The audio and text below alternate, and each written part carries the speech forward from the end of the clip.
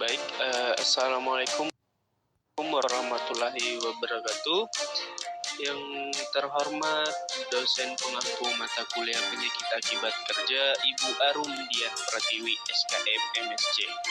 Perkenalkan, kami dari kelompok 8 yang akan menjawab atau memaparkan materi. Sebelumnya izinkan kami memperkenalkan anggota kelompok 8. Yang pertama itu ada Rahmat Aji Pangestu dengan NIM J1 A12287.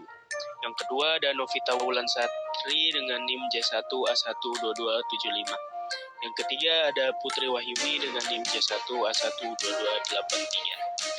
Selanjutnya ada Inaya Fadila Silondae dengan NIM J1 A12251.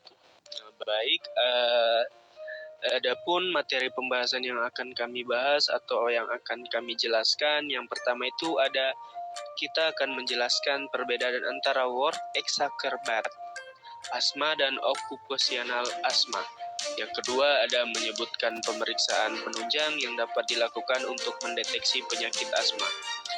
Yang ketiga faktor risiko apa saja yang dapat meningkatkan risiko pekerja terkena penyakit bronkitis kronik. Yang keempat ada proses serat asbes dapat menimbulkan penyakit asbestosis dan pekerja yang berisiko terkena penyakit asbestosis. Selanjutnya ada kelima itu menyebutkan program pencegahan sick building. Baik, kita akan masuk ke materi yang pertama, yaitu perbedaan antara work exacerbate asma dan occupational asma. Nah, untuk yang pertama itu ada work exacerbate asma adalah yang pengertiannya adalah kondisi di mana asma yang sudah ada sebelumnya atau pre-exciting asma yang diperburuk oleh faktor-faktor di tempat kerja. Nah, kondisi ini tidak dapat menyebabkan timbulnya asma baru, tapi memperburuk gejala yang sudah ada. Nah, sedangkan occupational asma itu adalah asma baru atau new onset asma atau kambuhnya asma yang sebelumnya tidak aktif, yang disebabkan langsung oleh paparan agen tertentu di tempat kerja. Materi berikutnya itu ada pemeriksaan penunjang yang dapat dilakukan untuk mendeteksi penyakit asma. Yang pertama itu ada peak flow meter. Nah, merupakan sebuah tes paru-paru yang sederhana untuk mengetahui kemampuan meniup, yaitu ekspirasi maksimal yang dapat dilakukan pekerja sebelum dan sesaat setelah bekerja 1-2 jam terpajan materi yang ada di tempat kerja. Nah, selanjutnya itu ada spirometri, merupakan sebuah tes paru-paru untuk mengetahui adanya gangguan pada fungsi pernapasan. Ini dilakukan untuk mengestimasi penyempitan pada saluran bronkus dengan mengecek seberapa banyak udara dan seberapa cepat menghembuskan napas. Ya, kita melanjutkan materi yang berikut ini, yaitu faktor risiko yang dapat meningkatkan risiko pekerja terkena penyakit bronkitis kronik. Nah, yang pertama itu ada paparan zat iritan di tempat kerja. Yang meliputi itu ada debu industri.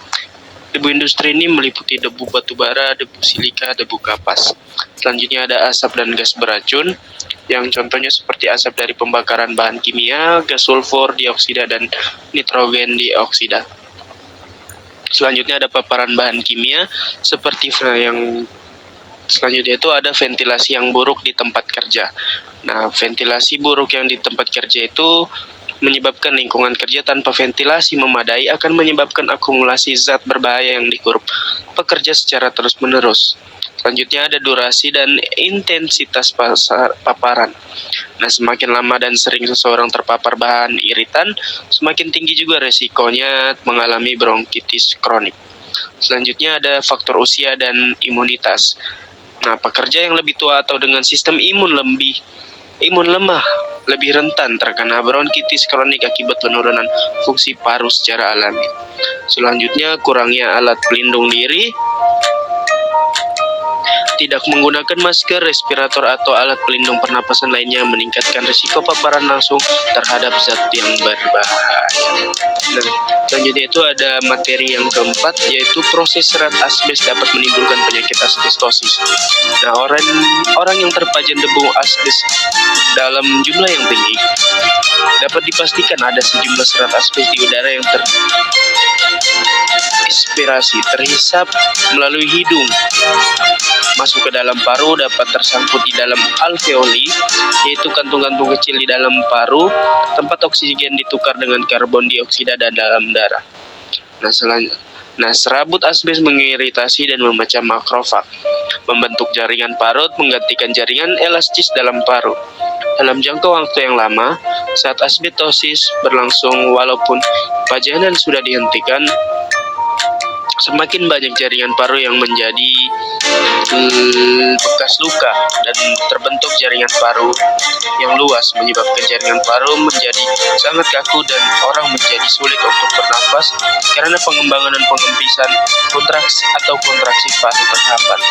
Nah, kebiasaan merokok juga dapat meningkatkan retensi serat asbes di paru dan sering menghasilkan perkembangan penyakit yang lebih cepat. Yaitu pekerja yang berisiko terkena penyakit asbestosis.